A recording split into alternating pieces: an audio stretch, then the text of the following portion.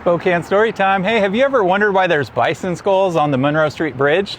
Well, let's find out. A lot of people think the bridge was designed by Kirtland Cutter, but it was actually designed by city engineer John Ralston, who is responsible for helping design several other bridges in Spokane, such as the Howard Street Bridge, Washington Street Bridge, Mission Street, and the Trent Street Bridge. So Kirtland Cutter here was actually hired to help with aesthetics because at the time cities were embracing ornamental architecture. So he sat down with his partner Carl Malmgren, who also helped design things like the Spokane Club and the Davenport, and they asked themselves, what best represents Spokane and our heritage in 1909? And that's how they came up with this pioneer theme. You see, back then, the Oregon Trail had only happened 50 years prior. I mean, your grandma could have died of dysentery. And so these pavilions were actually supposed to look like covered wagons, and then there's the chain link here and along the rails, which was to represent the union between the north and the south side of town. And then of course, they have the bison skulls, which if you ever played Oregon Trail, you don't want to waste your bullets shooting at rabbits. You want to go for the bison. But where did Cutter get the inspiration for those 8 massive bison skulls?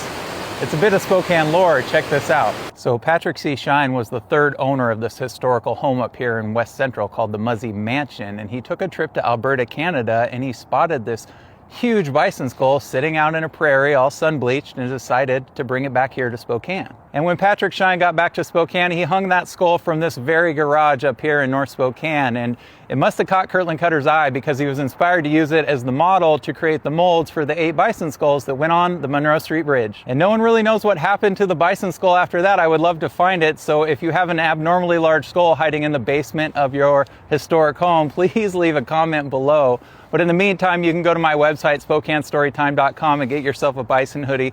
Now you know the story, how it came about, just like when Kirtland and Carl sat down and asked themselves, what represents Spokane back in 1909? Me and Amy from Spokaloo Design sat down and asked ourselves, what represents Spokane that hasn't already been done a million times? And so that's why we came up with some Inland Empire merch for you guys to enjoy for the holiday.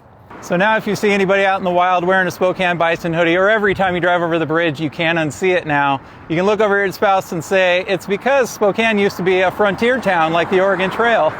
Now you know.